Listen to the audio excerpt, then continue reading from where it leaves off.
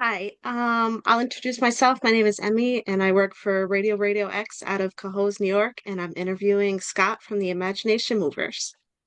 All right. Excited. Uh, my first question is kind of like a two-part question. I wanted to know what was your job before you got into music, and what made you make that switch? So my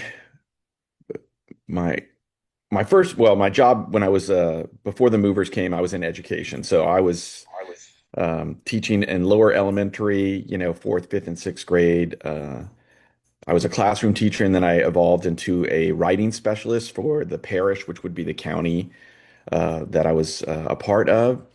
And based on my experiences in the classroom, I noticed that a large percentage of my students were not, I didn't see the kind of creativity that I thought I should or that maybe I wanted to. So, for example, I always use kind of this illustration. You know, when a kid sees a stick and all it is a stick, then I was like, oh, goodness gracious, that stick can be a baton, or it can be a pretend flute. And and so that was kind of the creativity that I was looking for to take kind of to just really be an to use your imagination. And even in writing assignments, kids would, if they were doing a narrative writing or an expository, they were kind of regurgitating SpongeBob episodes or something like that. So, at this time, my wife and I, we started having a family, and when you have children, of course, as you know, you have to evaluate all the media that they kind of are exposed to, whether that be music or television or movies. And what I noticed was a lack of real people in children's programming. So I gathered my friends that lived very, very close to me. You could actually take a walking tour of the Imagination Movers in New Orleans, and it would be no more than a mile and a half round trip. So we all lived in the same area. We all kind of grew up together for the most part. And we decided to do something about it. We saw a problem and a need, and we made the desire to do something about it. And of course, because we had musical backgrounds, it was going to be a music-based show, regardless, because that was sort of in our DNA. Okay, I was gonna ask how the group got together and if you had like music lessons or singing lessons, so you already were established for all that at that point, or did you learn more stuff as the show progressed? I mean, I mean, all like Rich and I played really Rich and I played in bands growing up, so we were always in, a band or another. Smitty and I played in a band together, and Smitty and I have known each other the longest. I've known him since really kind of middle school, and we both went to high school together, and have been best friends since that time. So Dave was the only one who that had a little bit of musical knowledge. I mean, he did play the bass, but he kind of just plucked around. He didn't, he wasn't particularly serious, but it was just a matter of practice. I mean, he's a smart guy, and so everybody had sort of a background. Even when I was young, I played, the violin. I played the trumpet growing up, so I had that kind of experience. But when we came together, Rich would pull out the guitar, and we just kind of like riff on something like, healthy snacks or ABCs and things like that, and that's sort of kind of where it evolved to. As far as like really I think the biggest thing was like when we started doing the show, none of us were actors by any stretch. So I think that was the real gamble that Disney, rolled the dice on, was that hoping that we would be able to act and be principled actors on the show. That was the biggest key. Playing music was kind of the low-hanging fruit, but it was really kind of the acting and for I think, looking back, I thought we did a pretty darn good job. So. Yeah, I enjoyed the show. The show actually came out when my son was 2 years old, so I was already in my 20s, but I enjoyed the music and he enjoyed singing along and everything. Um, I thought it was a very unique show and I we enjoyed it a lot. Yeah, I think, for us, obviously it had the primary colors that just really kind of dominated. And we really looked to create something that had layers. So like, for Disney's purposes, we were in the preschool block. So that's like really that 2 to 5 age. but the Right. disparity in what a 2 and a 5-year-old can do is huge. So we were actually considered what was called a transitional property, meaning we were the transition. Our demographic were much higher than the actual 2 to 5 age. We hit a lot of 6 and 7 year olds and 8 year olds sometimes. So we were considered a transitional property, even though we were in the Disney Junior block. So we were like between Mickey Mouse Clubhouse and then Phineas and Ferb, and that was where we sort Right. of were positioned by Disney. But in doing so, I think we created layers where parents could enjoy it without kind of pulling their hair out, where Yeah. little kids could kind of get into the rhythm and the colors and the action. And so I think we were pretty successful in trying to create something that was unique, but that had layers that everybody could kind of appreciate and enjoy it. And you're still creating new music because you just put out that Christmas album. Yeah, we did the Christmas EP, and before that, we did last year we did the carryover mixtape effect that had Take Time on it, and so a lot of those songs were sort of song sketches that we kind of went back and finished. So, and then of course we will celebrate our 25th year as the Movers in 2027. So we're excited about that. We're excited about like maybe putting a greatest hits album together, and then of course some new music you know before then, or in advance of that time, so that we can kind of have a big celebration, so to speak. Now, are you planning another tour? I know you're on tour right now for like the Well, I 25th. think, yeah, it's interesting because our big tours were, you know, obviously big tours. Where I think because we've been doing this so long, we've been post Disney since 2012, and I mean, I think we all kind of like consider that quite remarkable. In fact, our best album, performing album, is the album that's post Disney. It's Rock-O-Matic as our best performing album. So we don't really do like prolonged tours. We're sort of kind of weekend warriors, but just because we're in different stages in our lives. I'm a professor at a university. Smitty's a fire chief in New Orleans. Dave's an architect with the state, and Rich is a reporter. And actually, those are the positions we were in before. Except I was not at university. I was in, a teacher at elementary level. But we've kind of come full circle. So we don't really do big old prolonged tours, but we do like weekends where we'll fly in on a Friday, play Saturday and Sunday, and fly out. And we generally will try to do that once or twice a weekend. Okay. So probably where I'm from, near Albany, New York is probably out of the question. I mean, Well, we've it's been not a big city. No, I think we played the egg before. Oh, that's not fair. So we When have did you played the play the egg? egg. I was probably young, maybe. Yeah, and then what our merch manager lives in Albany or around that area, and so she travels and sells merch for us, if we're in that area. But so I think one of the things we wanted to do is we have played 18 and over shows, like we played one at Tips and Tipitina's, which is a legendary venue in New Orleans. Because of our demo, they've all they're all like 18 and above. Like even at university, a lot of Right. my students grew up on the program. So we try to do like family shows, obviously, because that's what we do, and that's why we created what we created. But we also do 18 over shows, and we were thinking about doing an East Coast run before it's or in advance of our 25th anniversary, just like a few shows. Well, let me know if if you come to the area, I can show you around. I can show you the radio station if you want. Definitely. So let me know, keep me in the loop. Sounds good. Definitely. Um, so if you could work with anybody, like say if you are going back out on tour, who would you invite if you could invite any musician to join you? Ooh, that's a good question. I mean, I loved when we did our tour with Choo Choo Soul opening. That was just a fun time in our lives. I think we played 50 cities. We did, 80 plus shows on that tour. And, Wendy was with us. Choo Choo Soul opened up, and Wendy's husband, Jeremy, actually was Eddie the Monster on that tour. So that was a really fun experience. It'd be kind of cool to do something like that again. And I know, we still keep in touch with Genevieve quite a bit. I think as far as like other musicians, I mean, we played Austin City Limits Music Festival. We played Lollapalooza. I think we'd love to play Lollapalooza again. We had such a great reception there. It'd be nice to play like Summerfest in Milwaukee or things like that, to play a few more festivals than we do, simply because we do play live music. We don't play it with any tracks. I think we're kind of a throwback in that respect.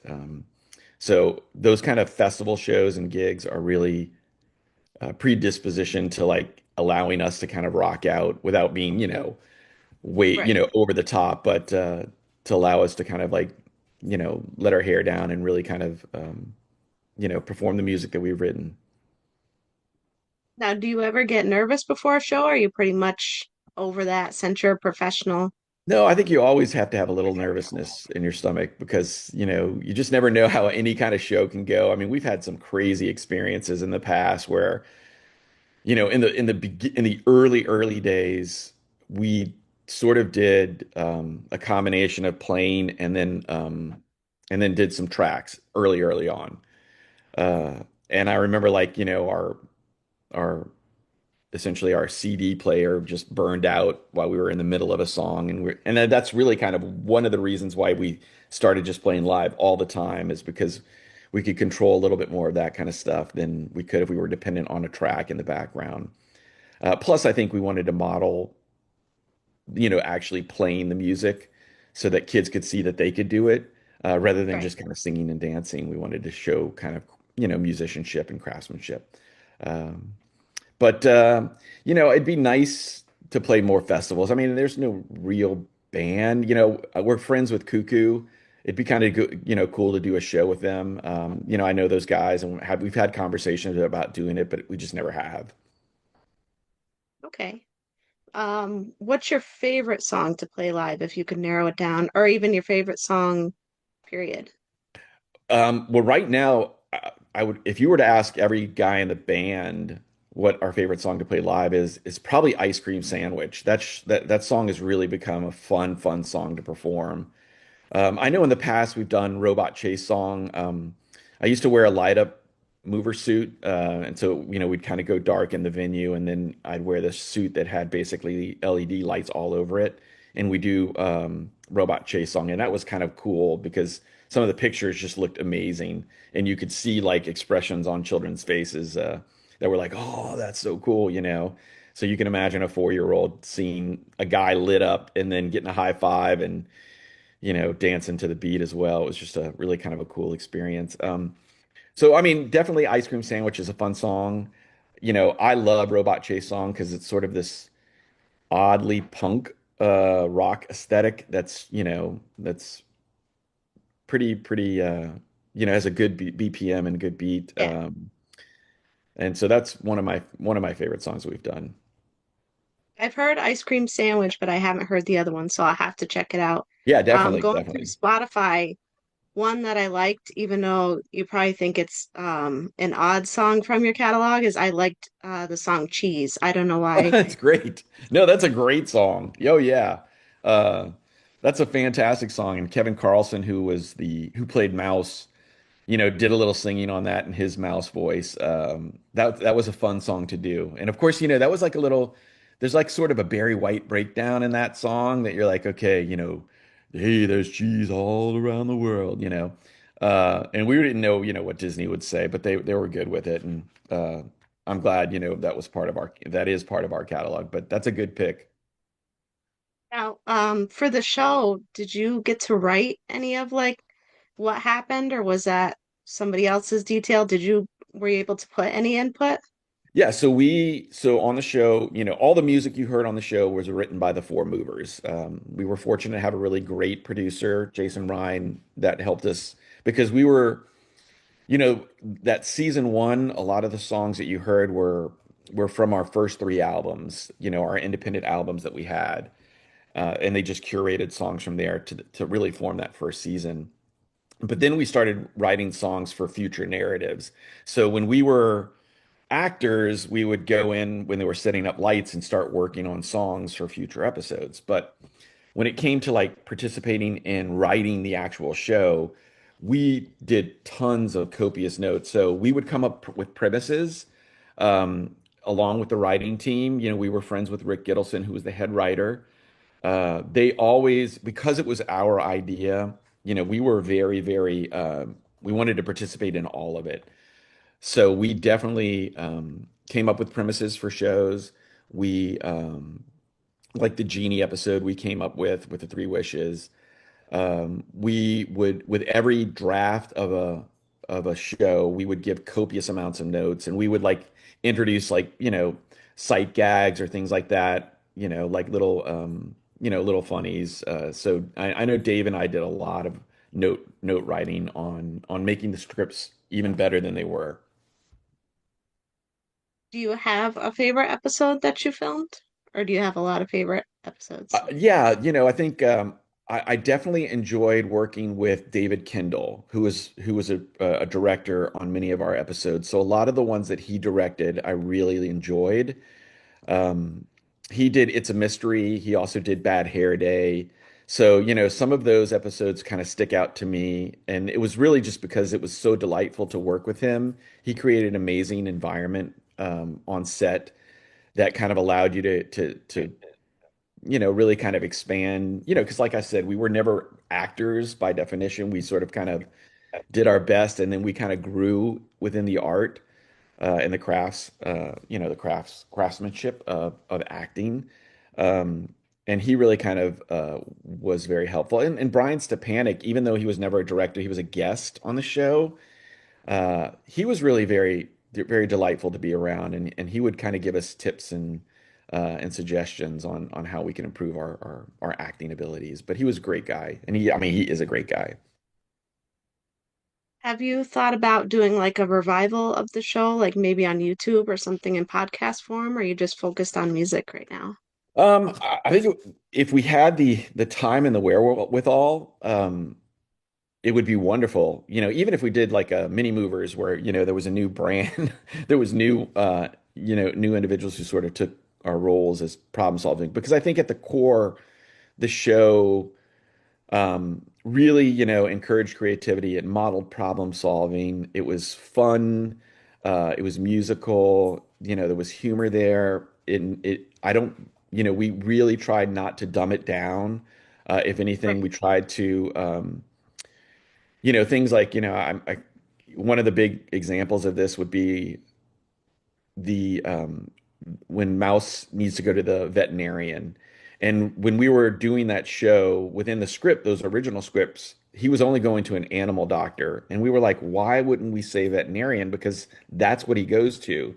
And you can easily introduce vocabulary by saying, hey, we need to take him to the veterinarian. Well, what's that? Right. It's an animal doctor. And so you kind of make that you acquire vocabulary because of that exposure. Whereas if you don't, then you never learn the word veterinarian. So it was like, I think that was definitely times when we would kind of bump heads with Disney and say, why wouldn't we want to do that? And I think Smitty was really good at it because, especially with his journal, you know, some of those facts were really technical. And so he had to sort of explain them in a way that kids could understand. But they were like hesitant. And we were like, why wouldn't you want to Right. educate, you know, the individuals that are, you know, the children that are watching it? And so it's like we always fought to keep the show smart. Well, I really enjoyed the show. I enjoyed, like I said, my son enjoyed watching it. I enjoyed the songs, and I liked that it wasn't an overly repetitive thing that you didn't want to hear, like No, a you're lot of right. kids shows are.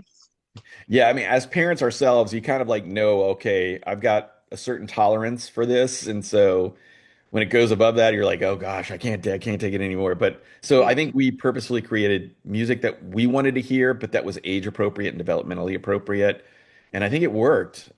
So you know, I think we're all really proud of our legacy that we've created, and you know, want to continue to create meaningful and positive content for families to enjoy together, quite honestly. Well, that was actually my final question for the interview. What kind of legacy you want everybody I to think remember it's, you you for? know, during every concert, you know, when we do jump up, we get everybody to stand. And we basically tell them like, you know, how often do families get to dance together? They don't get to dance together to you know, a lot of times. So let's Right. do it in this show.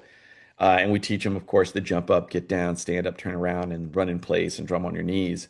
But I think, I think that at our heart, at its heart is what we want to be remembered for. And that's really families spending time together. And if our show can, provide some entertainment value for families, I think we've succeeded. And not just like, the 4-year-old, but also the 9-year-old brother or sister, the mom and dad or the grandparents, that all of them could kind of like enjoy the show without it like being grating, like you kind of inferred. Um, I think that's one of the things that you want is that you want to look back and know that we created great music and created a show that we're proud of and really still stands today. I think you can watch it even now on Disney Plus and still kind of like, man, this is a really good show. I kind of miss these kinds of shows because you look at Disney Junior now and all of the shows look almost the same. It's like the same Yeah. animation style. And so, with the exception of Bluey, which they didn't create, they licensed, but you kind of want those outliers because I think that variety really provides something, and especially real people. I mean, I understand this reservations because we're such flawed individuals, but there's a lot of good in this world, and I think when a child sees an adult who really makes good decisions, um, and tries to be, you know, someone you could look up to, that's meaningful outside of a cartoon or a puppet that really don't have that. Right. And I don't think any of the modern shows have what you guys brought. I think you guys were the last of the I good think you're Disney right. shows. Well, like I said, when you guys were already done with Disney, I was already an adult and I already had my son. Now I have two sons now, and Nice. they loved your show growing up. And I appreciate you putting out something that was so wholesome and um, something that we enjoyed watching together. And I would still go see your show, even if it's just the kids' songs, Awesome. because I think they're really good, and I think the message you put out is wonderful. Thank you so much. Much But appreciated. I appreciate your time, and I look forward to hopefully seeing you in concert in the next few years. Yeah, Don't leave us definitely. out. All right, definitely. Thank you so much, But Emily. I appreciate it. thank you, and I hope you have a good rest of your day. I'll send you You the too. interview once it's up on the site, okay? Sounds good. Take care. You too.